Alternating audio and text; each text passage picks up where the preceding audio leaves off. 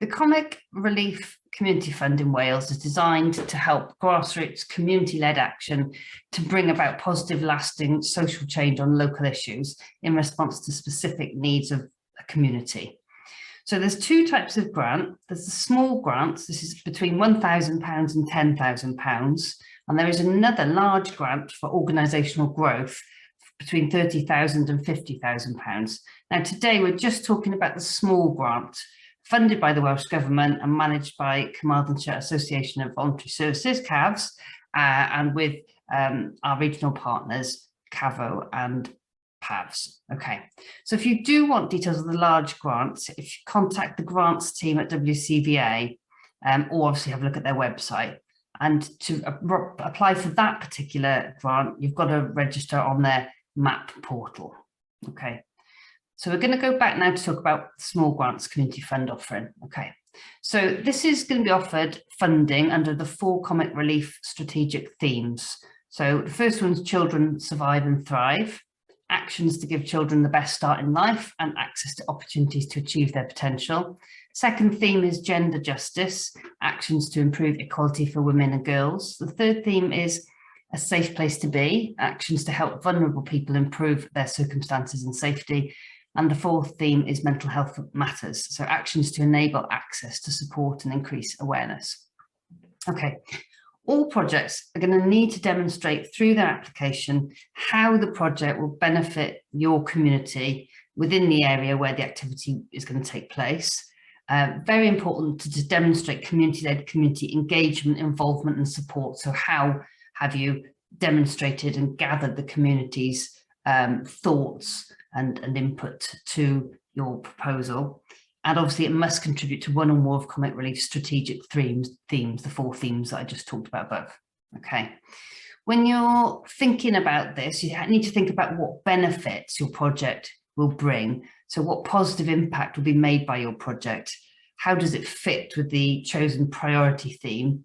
How are you going to measure the impact? So is there a baseline you can record before and after the project to demonstrate the improvement?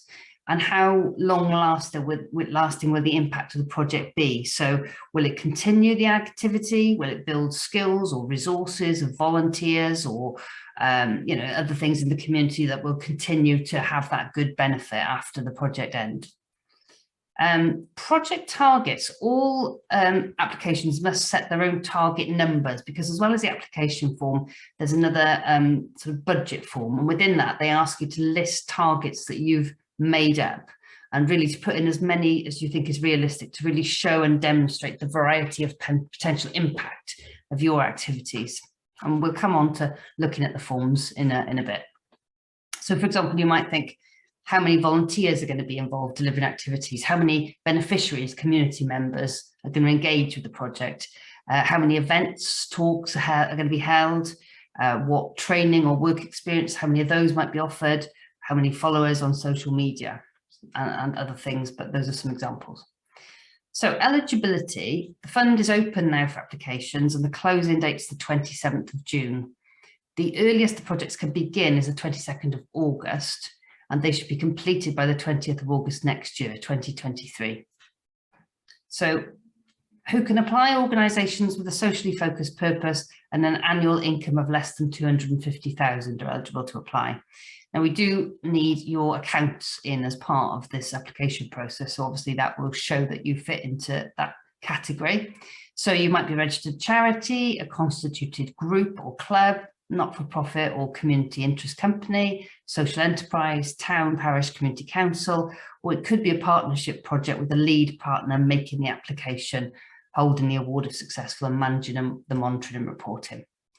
So as you'd expect, we can't accept applications from individuals, sole traders, companies aimed at generating private profit, organisations outside Wales, or in fact, applications made by one group or organisation on behalf of another. Obviously, the project activity must take place in Wales. We also ask that the project is registered, or it must be registered on Info Engine directory. And as with most grants, the scheme would not fund anything retrospectively. So if something's already been purchased, that won't qualify. Also, it wouldn't fund anything, say, projects on a land or a facility that's not accessible to the community. It won't fund street scene improvements such as signage, car parks, or activities that generate profit not to be used for further community benefit. Also, interestingly, not one-off events or conferences. Workshops, conferences can be put in as part of a project that are going to have a lasting impact, but not just the one-offs. Obviously, not also funding delivery of services which are government or health boards' responsibility, or any religious proselytizing activity. Okay, so moving on to the application process. Please download and complete the application form and budget form that are available on the CAVS website and submit it to admin@cavs.org.uk with the supporting documents. So really just go to CAVS website and you'll see all the information there. But be aware the supporting documents that you need to submit with it, with the application form and the budget form, are your governing documents, the relevant permissions if required for the activities to take place, copy of the most recent financial statements or accounts, a bank statement, which will show, of course, that it's got at least 2 unrelated authorised signatories, and those people will need to be named in the application form with their email addresses. A copy of your policies. So these are the environmental policy, equal opportunities policy, Welsh language development policy, safeguarding policy. Evidence or letters of community support for the project if you have them, maximum 5. And if you are going to be relying on match funding, proof of the match funding or evidence is either secured, or if you're in the process of applying for it, what stage you're at. Match funding is not required. This fund will support 100% project costs, but if you are involved in that to actually have a wider project with other conjunction with other sources of funding, then you need to let us know that and where you're at with it at the moment. Okay, also in-kind match funding should be included, so volunteer hours, any provision of works, goods, materials that are donated to kind of show the overall cost of the actual project. When it comes to volunteer hours, on the budget sheet, it gives notional volunteer rates for different project roles, and so they should be used as well. Then monitoring. Successful projects will be required to submit a monitoring report, a budget report, receipts, case studies, and ideally photos with consent forms within 2 weeks of the 6-month and 12-month stage. And if we've got time, we'll have a look at that as well. So if we were to say what makes a good project, I would say that it needs to meet at least one of the 4 themes. That's absolutely essential straight away. I think it needs to demonstrate a robust understanding of an identified need within your community and how to address it with a realistic and lasting approach. Demonstrates community-led engagement involvement, so that this idea has not just come from one place, it's very much been gathered as a need and a solution from the community. And it's quite helpful to have specific examples of the number of activities, the number of beneficiaries, the number of volunteers, which really is what that target box, I think, is about, trying to get to that. I might just see, Jackie, did you have anything you wanted to add in terms of what you would say would make a good project in this one at all? You might not have to, but just in case. So, anything that is working with the community, I think it's this funding is for community, it's community led. That's the key thing in this for me. And if it fits one of those themes, that's really important. And what's really important as well is to make sure that you do submit everything. Just read the criteria, the guidelines thoroughly. Just going over it here is not good enough, because you go on to do your everyday working and actually then you forget. And each fund is very, very different. So it's key to read the criteria over and over. And if you've got any questions, if you're in Ceredigion, Tulare can answer. If you're in Pembrokeshire, then Lorna can answer. If you're in Carmarthenshire, then Jan, Michael can answer those queries. Or if you just want to come straight to Jan and Michael, then please do. But very much this is about community led. It's about what the community want. If you've got a project that's running currently as well, and you think actually you need some more funding for that project, you need to demonstrate to us that actually it is what the community needs and wants, and it is absolutely imperative that you continue the project. So, you know, under one of those themes, very much around those themes as well. So I'm looking at some of you, you know, some of you I know, Halwyn, hello, I haven't seen you for a little while. So your project absolutely will fit the criteria beautifully under Children Thrive and Survive, Children, Young People Thrive and Survive. But it could also be a safe place to be. You know, and all of the organisations, as I'm looking at them, I know quite a number of you from previous experiences as well. So just focus in on what the community wants. I said that in a really long way, and yeah, so yeah, but any queries, please come back to us. We're here to support you. We want you to get more money in our communities. So absolutely imperative, you know, if it's a gardening project, for example, are you going to have a shelter where people can go? If you've got volunteers that you're working with, if you're running an ashram, for example, are there volunteers that you use to come and support and to make the halva that you've just eaten for breakfast? Or you know, just getting the community, getting that community spirit together. Children and young people's projects, I know there's a couple of projects from Pembrokeshire, amazing projects that you do over in Pembrokeshire. Fishguard is a fantastic place, and I remember going there with another project that I ran for calves. Loved going to Fishguard, so vibrant, so much is needed up in that area as well. So yeah, just again, if you've got any queries, please contact the relevant person who will be able to assist you. That's what we're here for. We want more money to come into West Wales to make it more vibrant. Thanks, okay. Thank you. Okay, yeah, great. So as Jackie says, and as Lorna says in the chat there, if you don't have any of the policies or you're not sure about them, then you know you can contact us as well to help you with those. And also don't forget that we've got the Knowledge Hub as well, which has got a huge amount of information and policies on it as well, and resources. So I think I'm just going to go through the application forms as well, just to show you them. And then obviously, if you do have questions, then please do shout. So let's see if this is sharing, hopefully now. How about this? There. So can you see my application form now? Yep. Yeah. Right. Okay, right. So this is the form that you'll find when you go on our website. There's some information there, including the fact that this is the Third Sector Support Wales network that we as the three organisations here today are part of. So, and then we go on to more details of information, which I'm just going to scroll through. So you start off with these non-scored questions. So what's your region? What's the organisation name? Who's the contact? Who's the signatories? What the bank details are? What legal structure you are?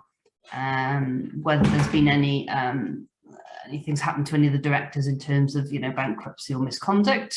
So once you've gone through that, you then get onto the project details. Again, these ones are not scored, but you do need to answer these. This is the short description of the project, which theme or more than one theme is it to do with, the start and end dates, bearing in mind the start and end dates of the project as allowed by the guidance notes. As there it is, 22nd of August onwards through to the 20th of August 23. Total amount requested, and then we come on to the scored questions. So there is guidance here. What is the description? Where will it take place? What will it achieve? You know, really get that passion across into words that somebody that perhaps doesn't know you that well can understand. Don't assume that we know everything about everybody. Okay, so what the need is, how have you identified this need? What activity has been carried out? Is there any letters of support evidence to show this need? Then we go to impact. Okay, so as we were talking about before, that baseline of where are you now in the community and where would you be at the end of the project? What difference will it make? And also, how will the activities be able to be continued once it ends? So how will it be sort of a lasting legacy, and how will you measure that?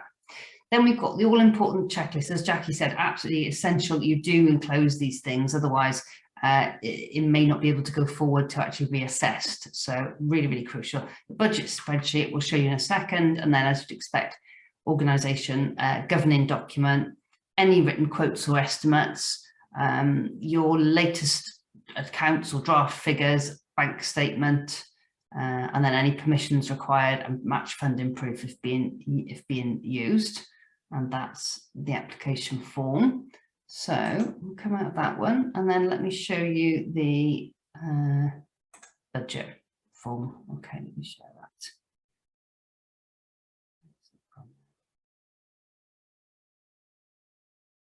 Screen again. Okay, can you see that? Yes. Yeah, great, thanks. Okay, so it's quite, might be a bit small on the screen, but you'll just see it there. So it goes through the budget profile, project costs, the individual items of expenditure, total, volunteer time, enter the projected hours and put in the hourly rate. Not necessarily that you're claiming that, but that's showing volunteer time. And if you go down the bottom, you can click on the tab down the bottom, and that will give you the different rates that you would apply for the different types of volunteers, whether it's general volunteer or project manager, researcher, whatever. And that's just showing the overall amount that the project will cost, plus in-kind costs, such as somebody donating something towards it. And then right down the bottom, that gives you the grant amount applied for. And then in the table above, it does tell you that you can potentially have a contribution to the organisation's overhead budgets for that particular project, and it gives you an example there of how you might work that out. And then very importantly on the right here, targets profiled. So, you know, what targets are we expecting to make? How many are we supposed to do? And, you know, if you can do all of them, then great. If it's only some of them, well, you know, you're just trying to demonstrate as much of the benefits and the targets that you're then going to be asked to report on in the 6 and 12 months if you're successful. So let me come out of that one. Okay, now let's also show you the... Can we just say whether there's a word count in the application? Well, there's not, as in there's not one specified here. I'm just going back through it again, other than at the very top where there's a 50-word limit for the very beginning where you just say what the project is. Other than that, there's not. I mean, I think it's probably a balance between getting all the information across and not making it so long that it's really impossible to read. What's your thoughts, Jackie? Yeah, for me, you know, if you're telling a story, you've got a beginning, middle and end. And if you go on for 3 pages, then the assessing officer is probably going to get a bit like, whoa. You know, we do need those stories, of course we do, because this is going to be competitive, I'm sure, with the number of people we've got in the room and the number of people that we've had requests from. But, you know, tell your story about what it is you're wanting. Tell your story really, really well, and, you know, ensure that it is, like you keep mentioning, community-led. So, you know, imagine that you're not running your project and you're writing this and showcasing that actually this project is the best project that it could possibly be, and making sure that you've given all the information. And it is, yeah, like Lorna says, it's a delicate balancing act, because 5 pages is probably too much for us to look at in one question. You know, if you do need to contact us just to get a feeling, then please do. So if, for example, you contact Michael in CAVS, then somebody else will probably look at your form. So it's making sure that you answer the questions. And again, I can't reiterate enough, look at the guidance, look at what the guidance says, look and see, and make sure that you answer each question fully. Because sometimes application forms, you think, oh, I've answered that question in the question before, but actually it's asking you something slightly different that you need to make sure that you answer, remembering that there's a scoring to each of those questions that you're answering as well. Yeah, highlight bullet points is always really good to just get your point across. Somebody also asked then as well, I'm not sure what they mean by this, can we add or amend those targets, please? I'm not sure what that means. I think I have an answer on this, Jackie, now. On the guidance notes, it says all applicants will set their own target numbers against the targets listed below, and those targets are volunteers. So I might be slightly correcting myself here. So the targets are the ones actually on the spreadsheet: volunteers delivering activity, beneficiaries, activities and events held, training, work experience offered, or followers on social media. So you need to set numbers against those. And it says, please include as many targets as you think is realistic, as this will help demonstrate the full variety of potential impact of your activities. So you don't have to answer everyone, but obviously the more you can answer and the more you can monitor, the better. But in terms of setting your own targets, I don't think anybody's going to stop you, but you can't put them in that bit. You'd have to put it in the main thing, that this is the other things that we are hoping to achieve, that we're hoping to achieve this many of this and this many of that. So you can set them as well, but you will still have to also look at the ones that they have set in their spreadsheet, And just before we go on, thank you, Sarah, for these really amazing question. And Sean's asking, is the fund for capital projects, please? So is that, sorry, is that in the yeah, in the chat. So is this okay. fund for capital? Well, the fund is only between 1 and 10,000. It's not specified that it won't be, but I think it's got to be for the actual project. So what I mean, I don't know if you want to say what you had in mind, or yeah, if it was out and out a capital thing, then that's not going to prove community-led engagement and community benefit on an ongoing basis. So yeah, we're thinking possibly not, but it depends what you have in mind. Probably not, but it depends what you have in mind. Do you want to unmute Sean so that you? Oh, I'm sorry, I got you muted. Hang on, right. This is Sean James asked to unmute. Will that do it? No, it might not. Probably if I just go around that question. Oh, there we'll come to Zoe in a second. So is capital able to be funded through this programme? How will a capital project, yeah, like Lorna said, how will that meet the strategic themes, for one? And the other is, you know, what we think of capital may differ between us all. So my thinking on disabled capital, toilet, if it moves, then it's not really capital. If it doesn't move, then it probably is. Now, if it's a disabled toilet, then you have to really think about what is the purpose of that. And yes, we know and understand that.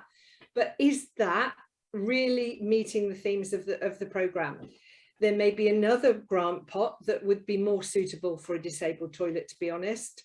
You know, if you've got a disabled toilet already in your building, then if it's something that makes it right, okay, so I would look for another source of funding, Sean, for a disabled toilet to be constructed within your building. Just looking at the 4 themes: children survive and thrive, mental health, gender equality, a safe place to be. I'm not sure it would fit into those, see? So we don't want you to sort of spend your time and energy doing that if there was probably a more suitable fund somewhere else. Yeah, so wherever you are, the officer within the county will be able to assist, and Funding Cymru is a good place to start.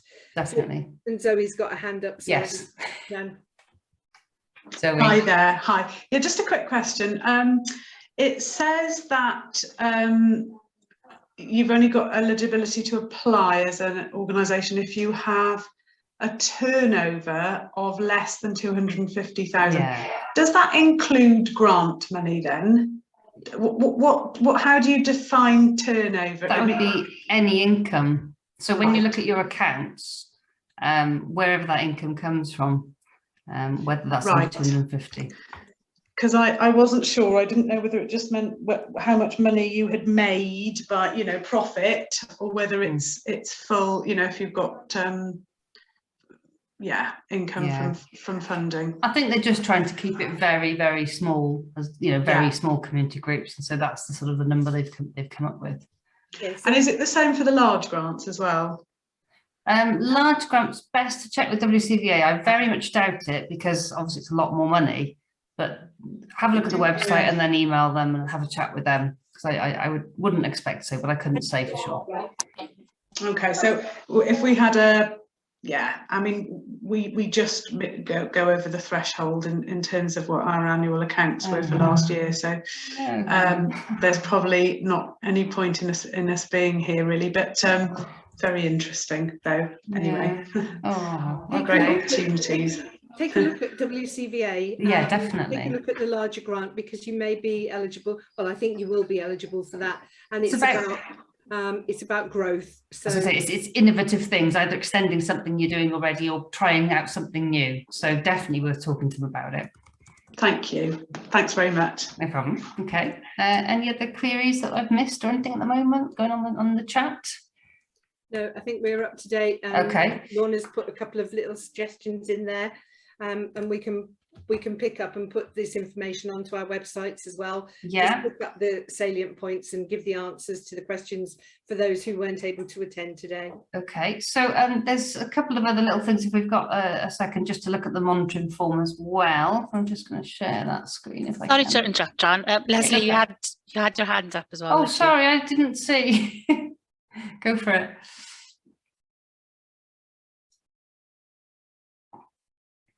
I can't hear anything. Leslie, did you have something to ask?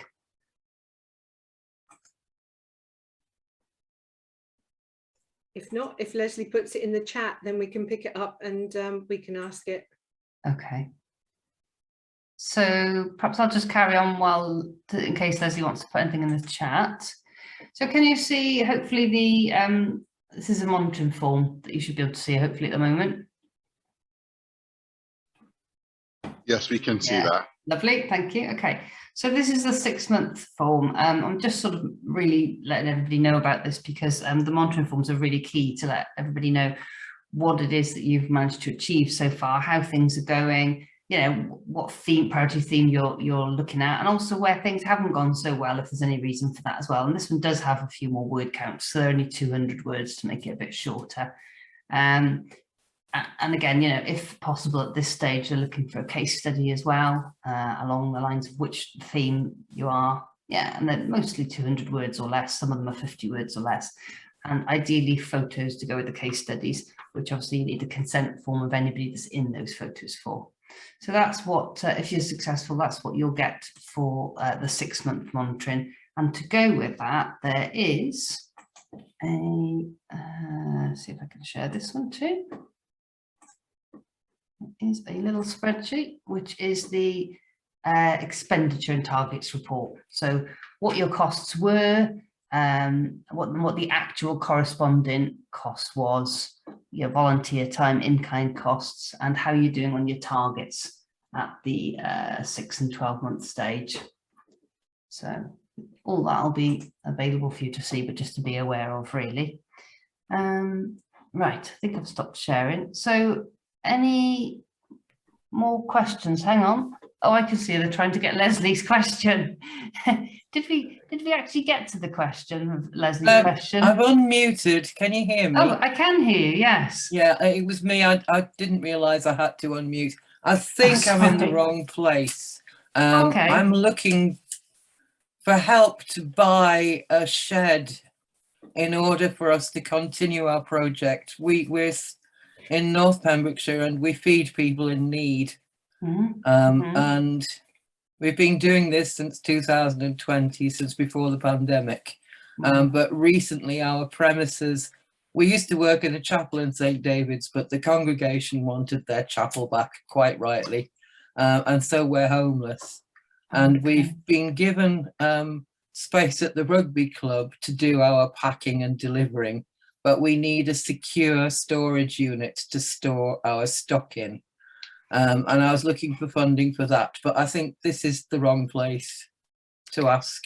So I think it probably is, but Jackie or Michael, any other thoughts? Lorna will be able to help Leslie. Oh, sorry, North Pembrokeshire. Sorry, my brain's not working correctly there. Even though you're sitting in Pembrokeshire. It's because I'm sitting in Pembrokeshire. That's what did that. County. And Lorna's just made a note of what you're looking for there. So she'll contact Lorna and she'll be able to help you and assist you.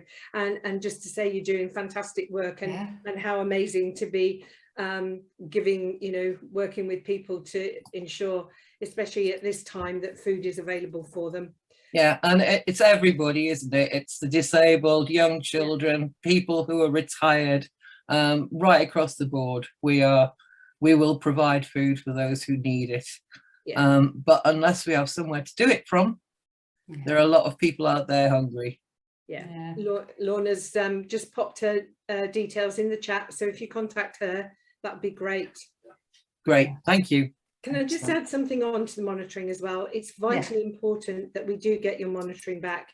You know, and if, for example, you've applied for something and you're successful with your grant, and actually we've seen this quite a lot over the last couple of years, where prices have been hiking up and up and up and up and up, then, you know, just check in with us, because everything, we don't make the decisions about who gets this funding. We have to take this information to a funding panel and they agree it. So we have to go back to them and say, there's a change in what's happening, or if, for example, you start your project and you find that you haven't got all the people that you thought that you were going to have, then, and you need to change direction a little bit along that path, then please contact us, because we can certainly agree and get agreement for those little changes. But if you apply for volunteer expenses and then you send in your return to say you've paid for staff, then that's very different. So we want to ensure that you know, we get really good examples of community work out there. So the case is, just talk to us, and you know, we're chasing funding, monitoring for grants all the time, and as officers, we'd rather spend our time supporting you than chasing you for things. And if there are any issues, then please talk to us. Please, please, please talk to us. You know, this is important for us to continue to get this money for West Wales. So we need to report to the funders as well. So if we don't have all of your information on monitoring, then we can't report on what you've achieved. And we know for a fact that lots of really good work has been done out there. You know, it's really important that we continue to bring in more funding for the region. Yeah, and you know, if things have changed and you have had challenges, put that in the monitoring report form too, because all that's going to feed back into what the funders do next time. You know, maybe at some point they'll even put a contingency in. I don't know they will, but if everybody's saying that they've had that problem, at least they'll be aware of it, and maybe something can be done. And yeah, as Jackie says, we really do need to know if things have changed so that we can try and get agreement for the change. I can see Lowry, I think, has got your hand up there. Hi. Hi there. Yeah, I wondered if I could ask a question about the community-led aspect and needing to demonstrate that and demonstrating need. Our project is a growing project. We're working with Food Bank. We're under the same charity in Pembrokeshire. So we can identify need because there's a need for fresh food to be grown, to bring people, connect them to the land, which improves mental health. Obviously, if those food packages are supporting children, that ticks that survive and thrive box. But I'm just wondering about the need to demonstrate the community-led sort of aspect, because the charity has brought forward this project because it can identify need, but I don't know how we demonstrate it coming. It will support the community because we'll engage volunteers, but that it's come from the community as the idea or community-led. So are you able to elaborate on how we would demonstrate that or that need in the application? Can I answer that, Jan? Pardon? Can I answer that? Yes, please do, go for it. Absolutely does fit community-led. Yeah. If you didn't have the food bank, where would those people go to? The numbers that you're getting coming into the food bank are, you know, increasing, like we know.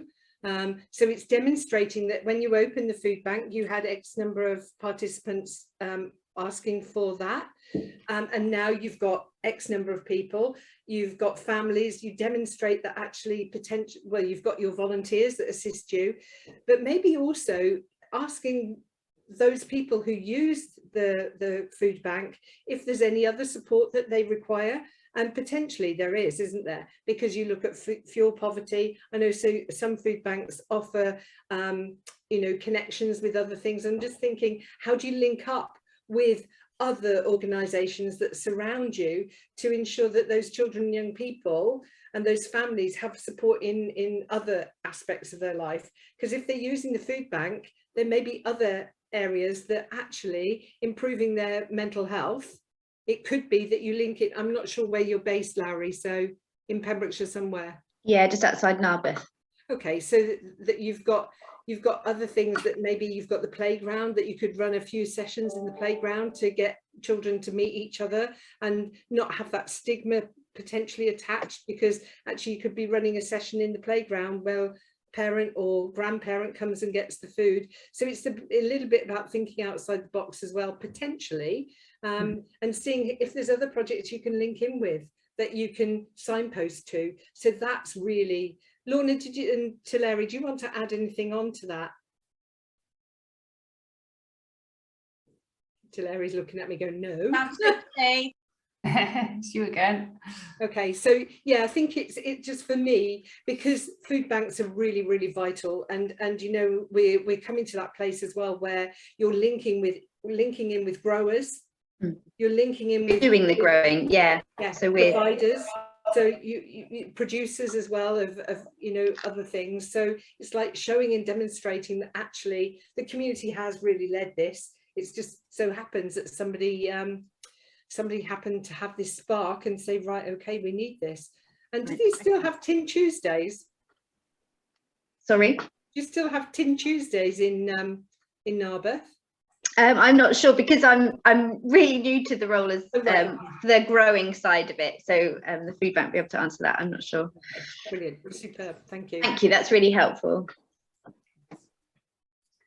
Any other questions? Oh, somebody says Sean James has put something in there for you as well. Oh, that's for Leslie. Fishguard is a little further away than Narberth. Oh, that's for Leslie, I think. Yeah, Lorna has said something, how you know it's needed. Yeah. Just to say, Tin Tuesday is still running. Perfect, thank you. Right, there you go. Okay. So it's linking in with them as well, linking into how you diversify, I suppose. Great. And the evidence, it is all around evidence. And remember that you've got to convince us that we can put you forward, and we don't want to be rejecting people. That's not what we're about. We want to assist you as much as possible, but bearing in mind there's not an infinite amount of money in this pot. Okay, any other questions? Anybody else got anything they want to ask or comment on? I think we've covered everything at the moment.